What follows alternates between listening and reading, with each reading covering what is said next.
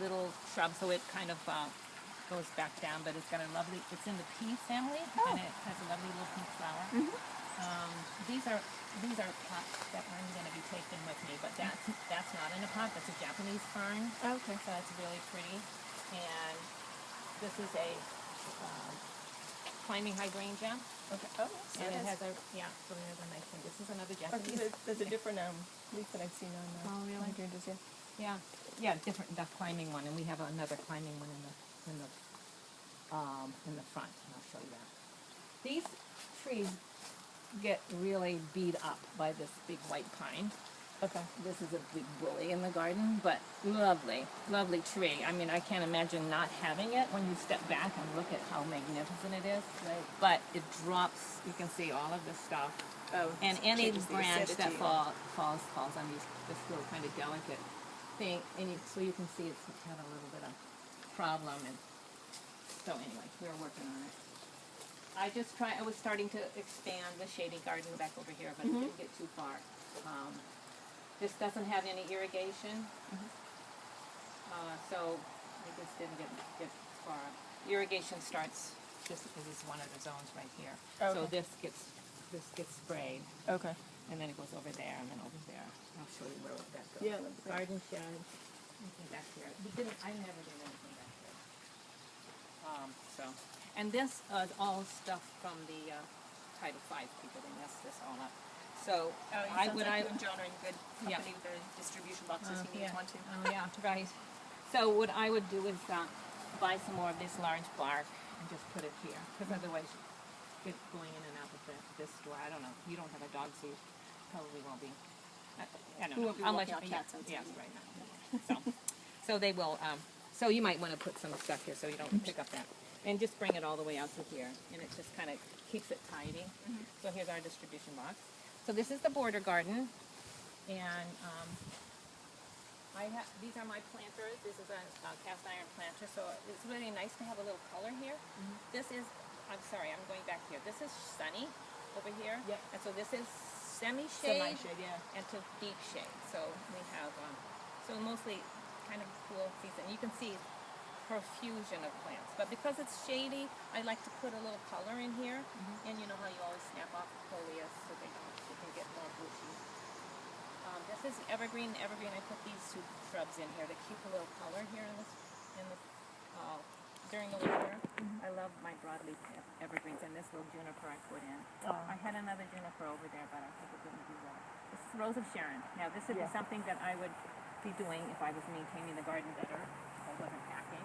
I would be picking all this stuff up, because I can't stand it. And it makes it just tidy up really nice. And that, that's what I probably want to tell you, all the little volunteers that we get. A volunteer is a plant that's growing where you don't want it. And this is all baby Rose of Sharon. So if you want anybody wants any Rose of Sharon, they can come and get some from you. I would say, those Look at established. this one. That's a huge one. Give it to somebody. And it's a beautiful color. I really love that. Yeah, I was going to say, I've seen some other things. This is stunning. So we have a lot of these little Rose of Sharon growing. And I would have been out here doing this, but I just haven't. And see, that's a clover. We get lots of little clovers in there. This is a geranium. This is a spirea. It's a little shrub. This has got beautiful little flowers on it. And so, I kind of walk around with my little stuff all the time. Okay. And then I have that big garden cart, which is spectacular, because then I can keep dumping my garden cart In there. right there. Because this is a long way back to that. After you've been here working for a while, you kind of go, I don't want to walk again. So then you get a bigger garden cart. So I'm trying to sell that. So if you think you might want to have a big one. A big one. Most people can't fit they don't have a nice big garden shed. You know what, I noticed, I was like, no, and I think it was John or other kids were like, the second shed? I'm like, it's next to the first shed. Not a big party. So they noticed it. So, okay. So, again, this is a little dairy here. There's a sedum, which is really not a very good place to have a sedum because it's not quite sunny enough. This is a Stephenbachia azalea, which is a late bloomer. Okay, and one it's more time. Schleppenbachia, it's called. Okay. SCH. Schlepp. LEP. Schleppenbachia. Anyway, it's got a beautiful orangey, kind of creamy blossoms, and it's kind of was here. I never planted it, and everybody that comes and sees it says, "Ooh, you have this Schleppenbachia." And I'm going, definitely. And the same thing is this. This is a Carangiosoma. People are fascinated by this, and they think it's fabulous, and it is. It's beautiful broadleaf. It does not have a showy flower, but these little things come out in late August to early September. Beautiful little wax. It's called yellow wax bell is another name for it. So, Ty, is this a different kind of a Rose of Sharon? no. Because I have them at home and they're smaller. Purple you know, flower. There's a lot of different This is absolutely subspecies. beautiful. I know, it is a beautiful. It's prolific. And what I do also, which a lot of people don't do, is I lift it up. I tend to lift up my shrubs, meaning I'll snip off a lot of the lower down things. And you can see they've started to grow back. So I go back in there and clip all of those. Just to bring them back up. So that it also you can see underneath that, and you can plant underneath that and use that real estate. Right. So this also, you can watch this way. These are our stepping stones that we put in there. Now this is a little ground cover that is taking over. So I would just pull it out, and so you can see this. I would come in here and probably, just take this out. I just haven't been able to do that this year. Okay.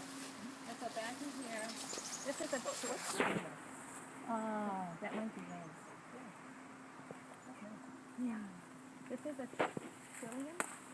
Which is a really beautiful native. It's not a native. Yeah, yeah. I've actually bought trillium. Yeah, and it's very, very lovely. And that's so gorgeous. I found this way back there. I moved it here, so it's pretty in the spring.